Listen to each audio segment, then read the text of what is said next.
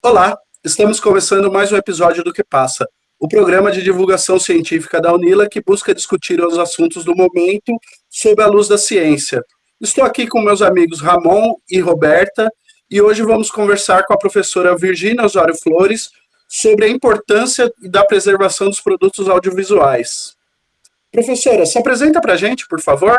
Boa tarde a todos, Ramon, Roberta, Luiz, obrigada pelo convite. Com muito gosto que eu falo aqui da preservação.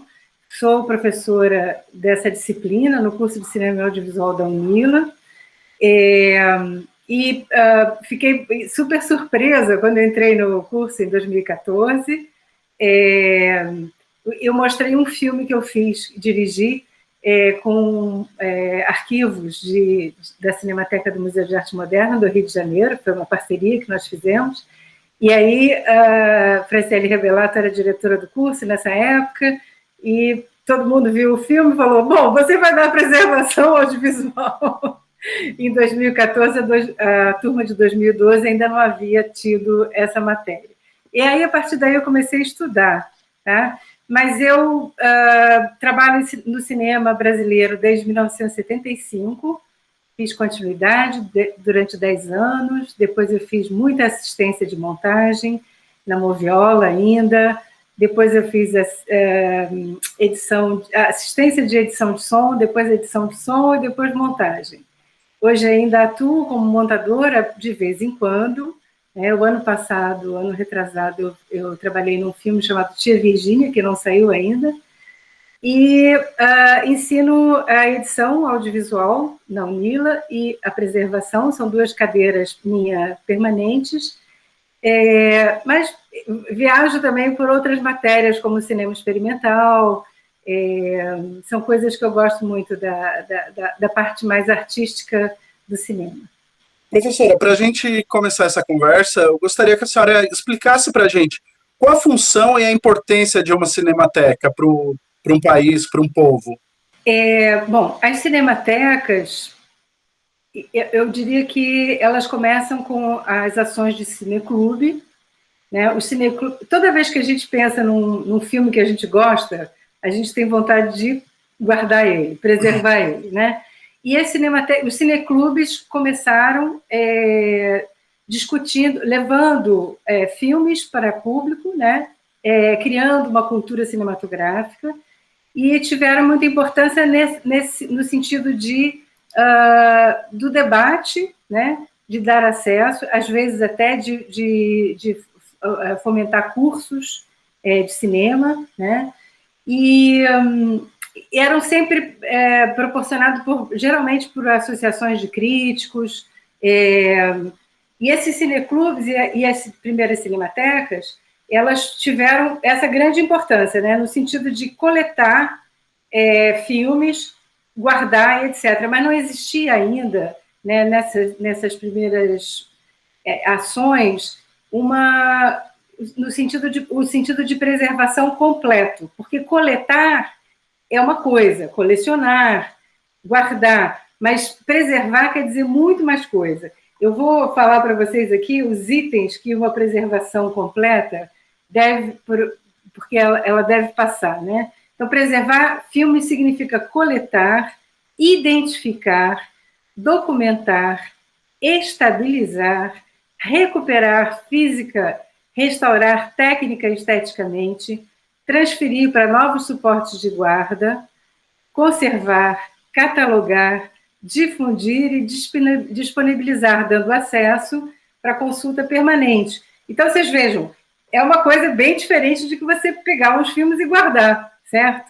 Então, e a gente levou algum tempo, né, para a gente chegar a esse conceito de preservação nessa amplitude total que hoje em dia se conhece, né? Mas eu acho que a gente deve valorizar as cinematecas e os cineclubes justamente porque eles foram o início, fomentaram esse amor pelo cinema, né?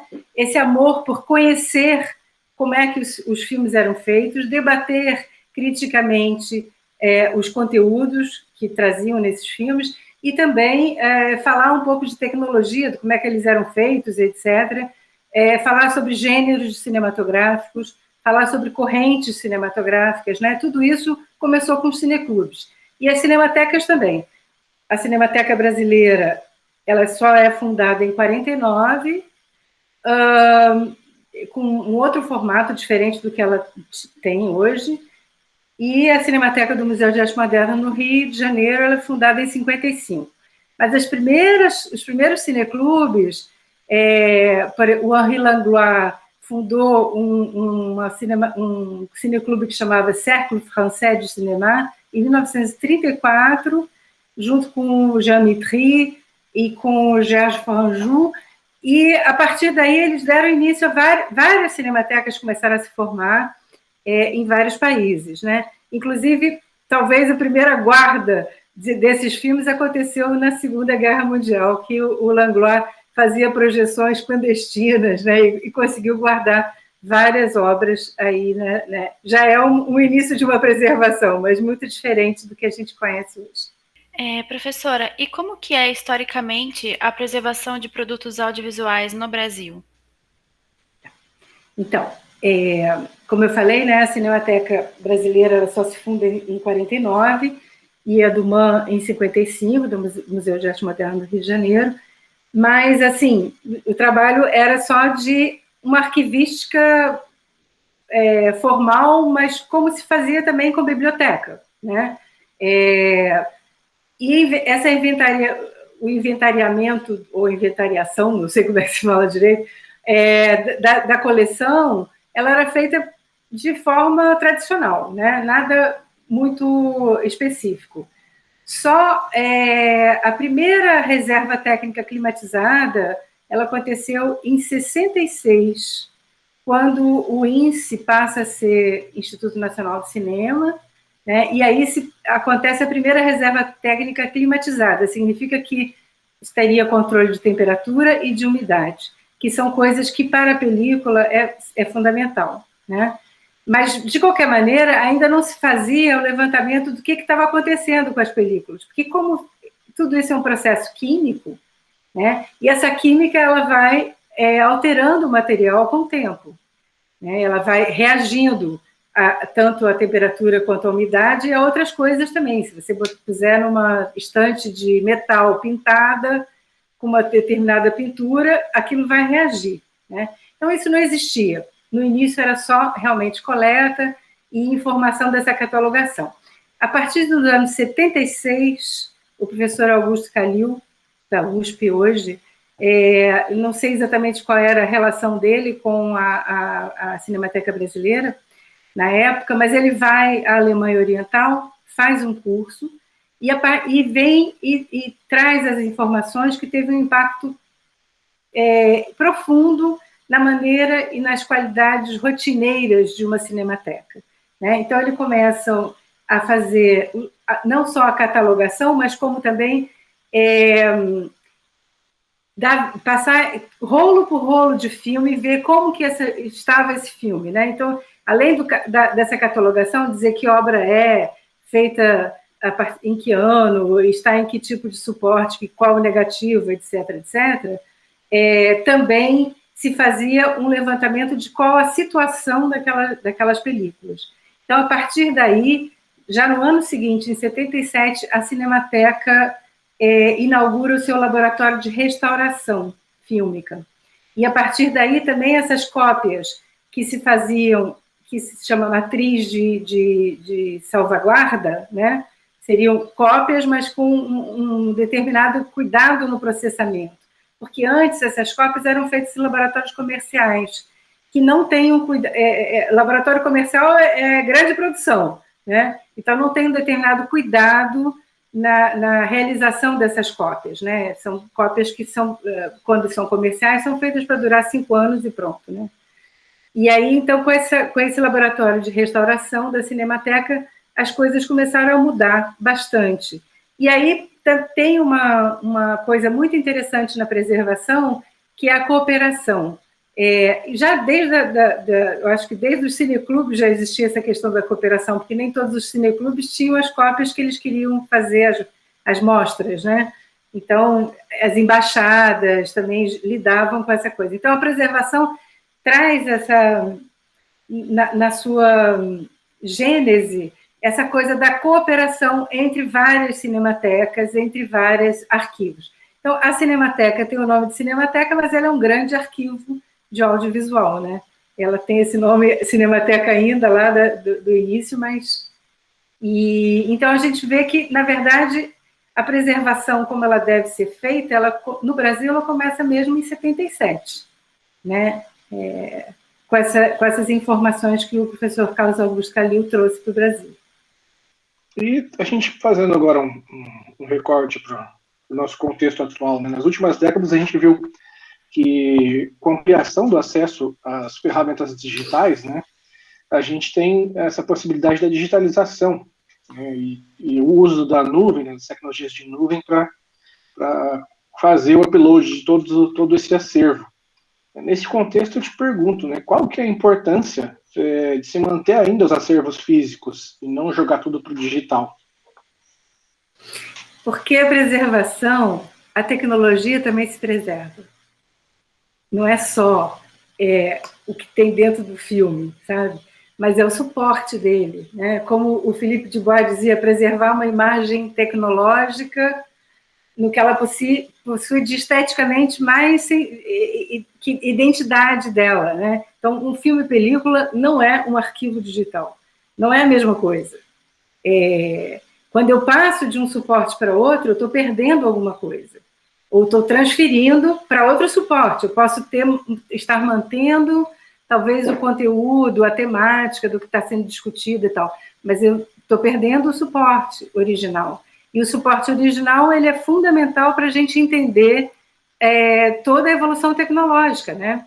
E o cinema ele vem junto com a modernidade, né? Ele é criado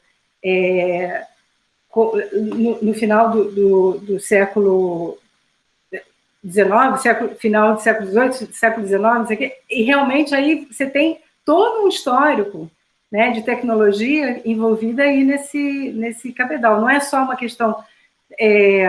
a tecnologia também é cultural, né? E a maneira como são desenvolvidos, por exemplo, hoje em dia você vê um filme numa sala de cinema lotada de gente, é uma coisa. Agora você vê um filme aqui na telinha, é uma outra coisa. Então, as experiências também, elas deveriam ser acompanhadas se eu faço uma amostra de um filme que foi rodado em película nos anos 30, etc., eu deveria fazer isso numa sala de cinema, numa tela, com projetor de época também, etc., né?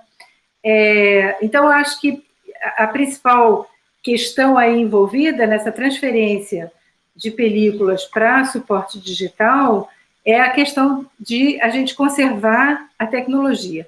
Tanto é que a gente tem aí museus que mostram os equipamentos antigos que se filmava, né? Qual a diferença deles. Eu tive a sorte de participar de um período, né, que se passou do analógico para o digital. Eu trabalhei desde 75, então eu passei do analógico para o digital. Eu montei muito filme em película, né, não em negativo, porque antigamente, lá no início, se montava no negativo, né, mas eu montava nos copiões, etc. E isso dá uma formação muito coerente e competente com essa questão do que a gente vai... por tudo que a gente já passou, ou vai passar ainda, né? Então, eu queria falar um pouquinho só sobre essa questão do digital, porque muita gente pergunta, você já digitalizou o seu acervo? Né? Como se fosse a salvação do mundo. Não é a salvação, gente.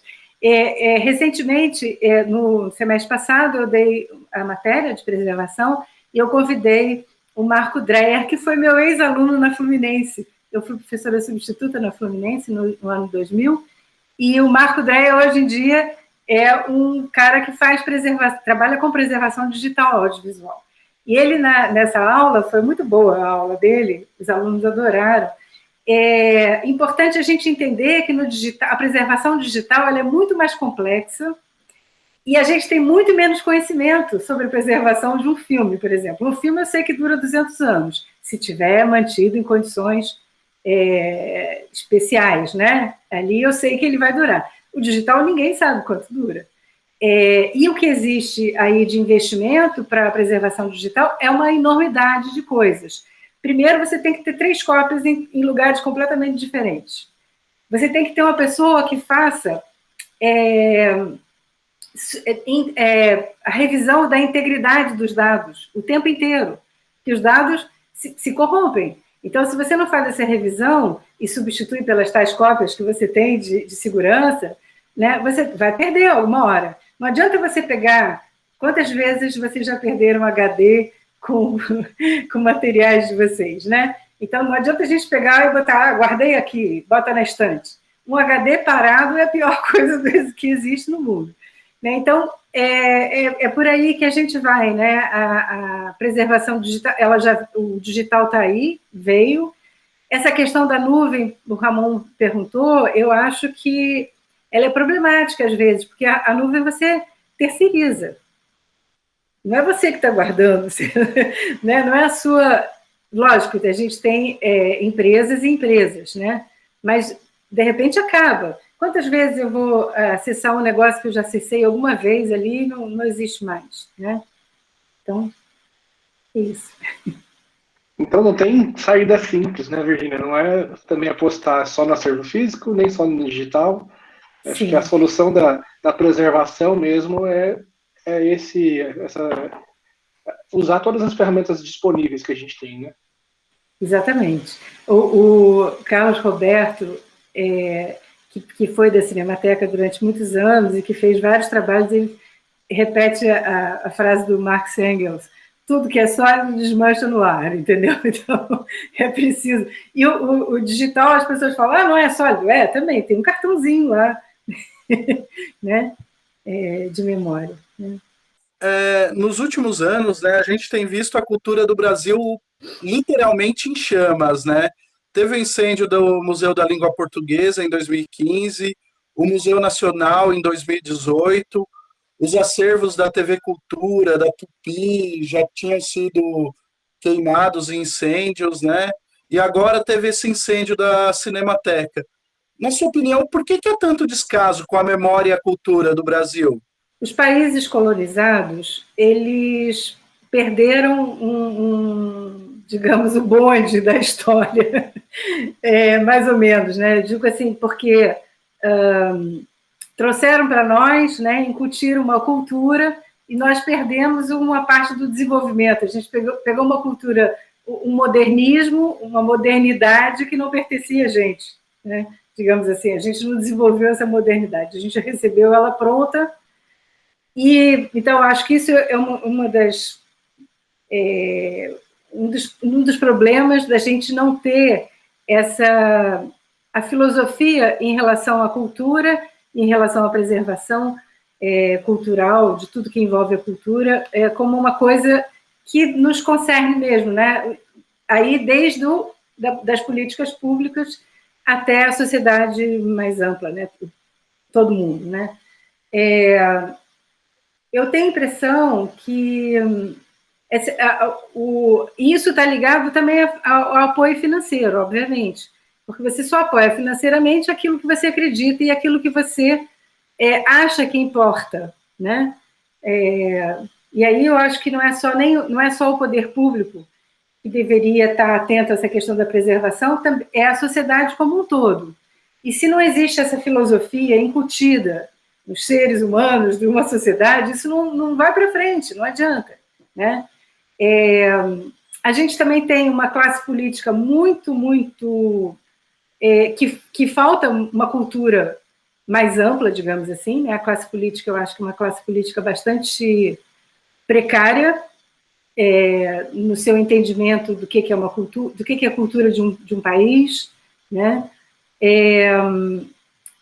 Do que são os direitos humanos, né? E porque a gente tem isso desenvolvido em vários países, mas aqui a gente está atrasado e agora com várias políticas que aconteceram aí estão desmoronando o que a gente tinha conseguido construir, né? A gente tem um capital humano jovens, como esse ex-aluno meu, Marco Dreyer, Bárbara Butrucci, tem gente pra caramba aí envolvida e séria agora com a questão da preservação e tomando lugar já das pessoas mais antigas, mas não tem sido o suficiente. Não adianta a gente ficar dentro do nosso nicho, a gente tem que explodir isso para toda a sociedade, né? E também para para os políticos, né? Porque, afinal de contas, são eles que no legislativo vão definir algumas coisas, né, importantes da nossa política pública. Estão estabelecidas diretrizes para a preservação da memória e da cultura? E existe alguma instituição responsável por acompanhar a execução dessas normativas? Na nossa Constituição tem o artigo 215 da Constituição de 1988, tem um artigo que fala, esse artigo fala que o Estado garantirá todos os planos de exercício dos direitos culturais e acesso às fontes de cultura nacional, apoiará e incentivará a valorização e a difusão das manifestações culturais. E tem lá um parágrafo que diz que vai estabelecer um Plano Nacional de Cultura. E esse Plano Nacional de Cultura parece que ele é revisto de tanto em tanto tempo, né? E aí, nessas revisões, acontecem algumas coisas descabidas, né? Outras melhoras, outras pioras, né? Eu me lembro que quando o Gilberto Gil era ministro da Cultura, teve um Plano Nacional de Preservação Audiovisual muito interessante. Teve um debate amplo, mas às vezes esses debates não acontecem, simplesmente vem de cima para baixo, né? A Associação Brasileira da Preservação Audiovisual, ABPA, é uma sociedade civil que tem trabalhado incansavelmente para fiscalizar esses planos, para fiscalizar ou para apontar o que poderia ser melhorado, etc. Essa talvez seja o órgão que eu posso citar aqui com mais pertinência, porque faço parte desse grupo, né? Apoio. A gente, quando teve o ano passado a dispensa dos funcionários da Cinemateca, teve que rodar umas vaquinhas para a gente poder, se as pessoas ficaram desempregadas de uma hora para outra. Mas essa associação, ela discute várias questões, né? E todo ano se reúnem no Festival de Cinema de Ouro Preto, né? Existe sempre uma reunião aberta, esse Festival de Cinema de Ouro Preto, que é maravilhoso, que trabalha com cinema de arquivo e tal, né? Então, eu acho que por aí, né? E eu acho que deve ter outros locais também que discutem isso. Mas eu agora me lembrei aqui da BPA.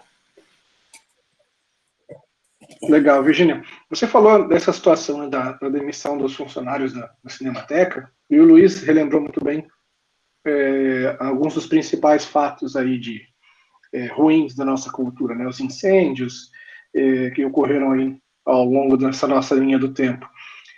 Você lembra e consegue citar para a gente qual que foi o marco temporal assim, que pode ter ocasionado essa piora na Cinemateca? Olha, eu tenho a impressão de que eu não saberia, não tenho certeza, tá? Eu conheço de fora, não conheço de dentro, né, essa situação. Mas parece que já, quando a Marta Suplicy assumiu a Secretaria, o Ministério da Cultura, ainda existia o MINC, né, começou uma coisa por aí. Acho que foi em 2013, por aí. Quando a Cinemateca foi passada para uma organização social, foi terceirizada e repassada isso também foi uma coisa que deu muito errado, porque você está terceirizando para uma organização social que não tem vínculo, talvez nem com a cultura do país, né? Essa organização e e essa direção, né? Agora, existem coisas assim muito complicadas. Por exemplo, em julho do ano passado, não sei se foi do ano passado, mas houve um movimento dos amigos da Cinemateca que queria, quando estava tudo começando a desmantelar, no ano passado houve essa dispensa dos funcionários, a Sociedade dos Amigos da Cinemateca se reuniu e fez uma moção para talvez assumir, pelo menos temporariamente, para não haver risco de incêndio, etc. Esse incêndio foi super avisado, né? Foi anunciadíssimo, né? Digamos assim, esse incêndio, qualquer possibilidade de incêndio foi anunciado. E o Ministério Público não acatou essa possibilidade. Isso parece que foi julgado dia 9 de julho desse ano, de 2021. E logo depois... Então, acontece aí, um descaso muito generalizado, né? De descaso mesmo, né? A coisa, não importância com a cultura, né? Quando houve o incêndio do Museu Nacional, né, a sociedade toda se mobilizou e teve um monte de gente falando e tal. Com a perda do acervo da Cinemateca, eu não vi essa grande mobilização, né, da massa, assim. O que a perda de um acervo de uma Cinemateca representa para a cultura brasileira? Especificamente nesse incêndio de agora, né, os trabalhadores, ex-trabalhadores da Cinemateca, fizeram alguns levantamentos sobre o que tinha naquele galpão especificamente, né? E são matrizes e cópias de cinejornais únicos, não existiam outras cópias, filmes domésticos, filmes de ficção, muita documentação de órgãos que não existem mais, tipo a Embrafilme.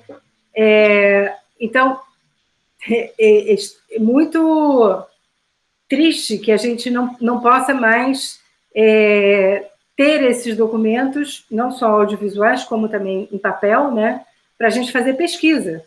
Porque através desses documentos, os documentos são importantíssimos, independente de serem audiovisuais, fotográficos, iconográficos ou de papel.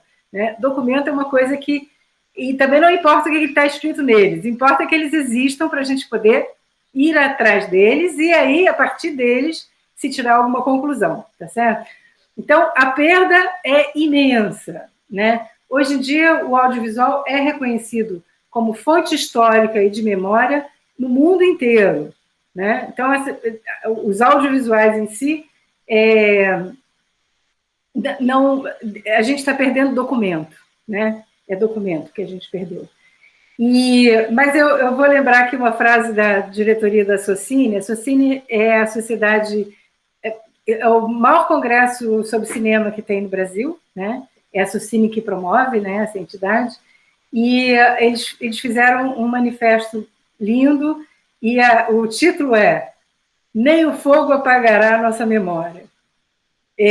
No sentido de que não adianta violência, não adianta botar fogo nos objetos que a cultura produz. A cultura está na gente, entende? A gente ainda pode contar para os outros como é que foi, né? Assim como a cultura oral é feita há milênios, né?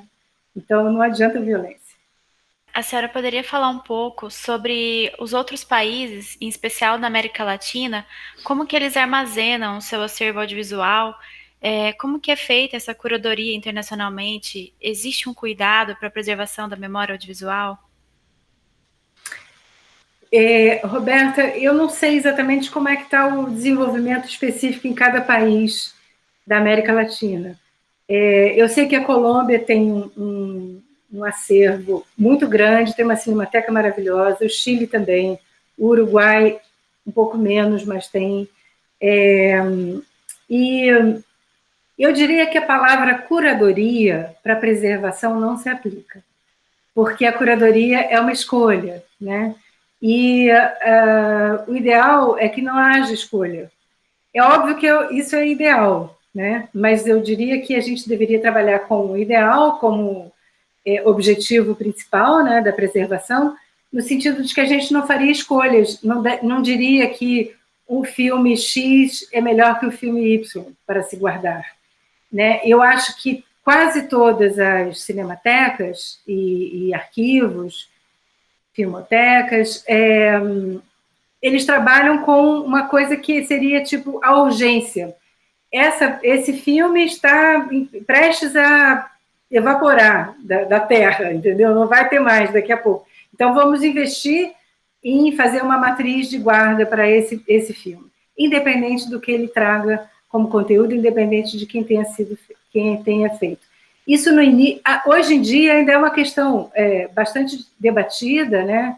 Eu li atualmente um texto, não me lembro exatamente de quem, mas era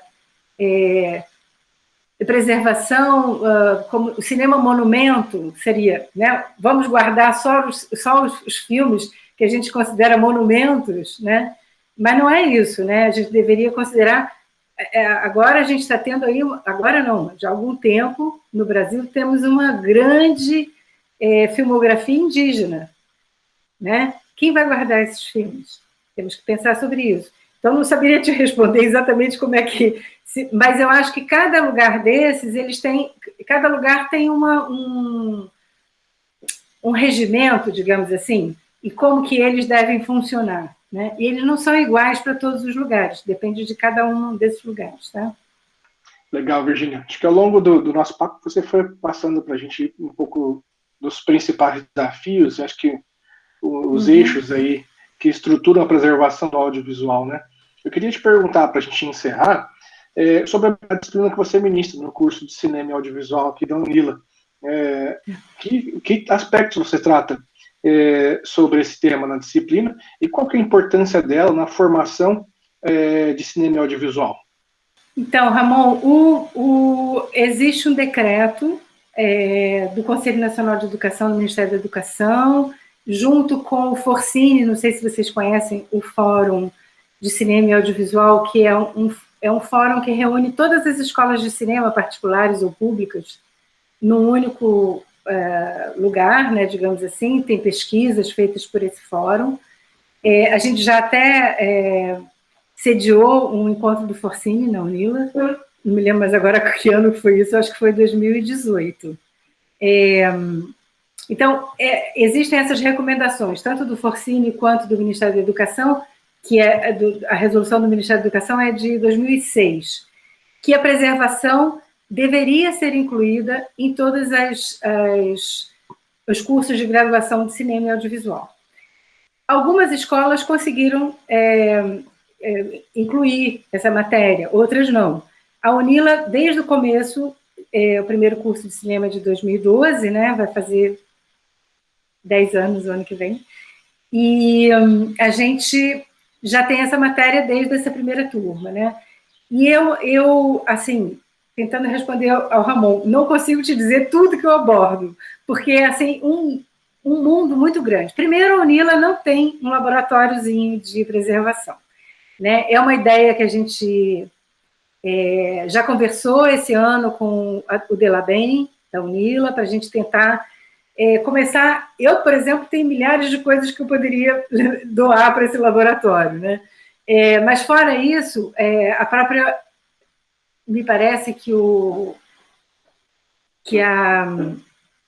Parque Tecnológico de Itaipu estava fazendo um levantamento também, estava fazendo um trabalho de preservação com um cinegrafista aqui de Foz.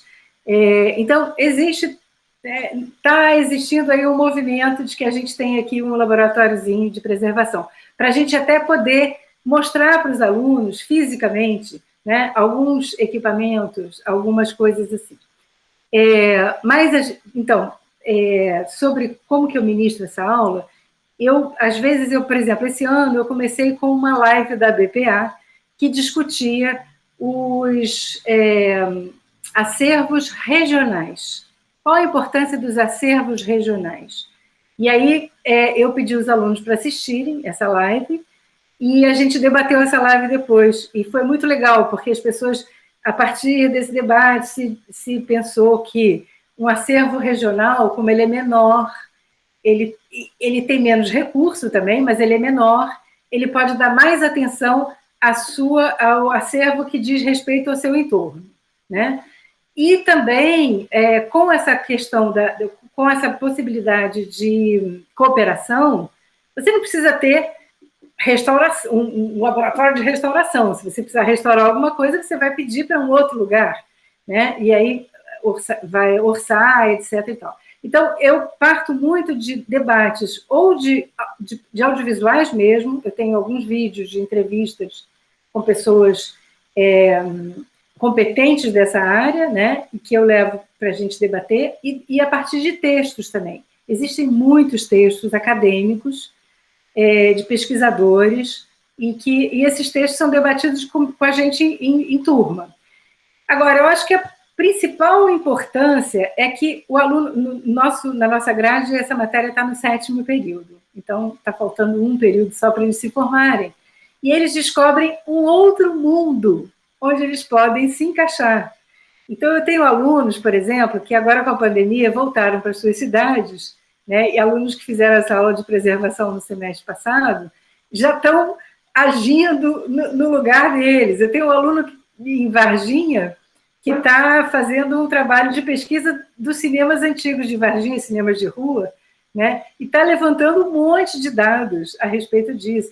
Tem um outro que está trabalhando junto com... eu acho que ele é assessor de algum deputado na cidadezinha dele, né, e aí já está levantando, vamos fazer um acervo, por que a gente não tem um acervo fotográfico da cidade? Então, você consegue movimentar muita coisa por aí, né, e é um campo de trabalho muito interessante. Eu pergunto, o que seriam das mostras de filmes se não houvesse preservação, né? Então, isso também é uma outra área que os alunos podem investir, né? São as mostras, fazer curadoria, aí sim, curadoria para fazer mostras, né?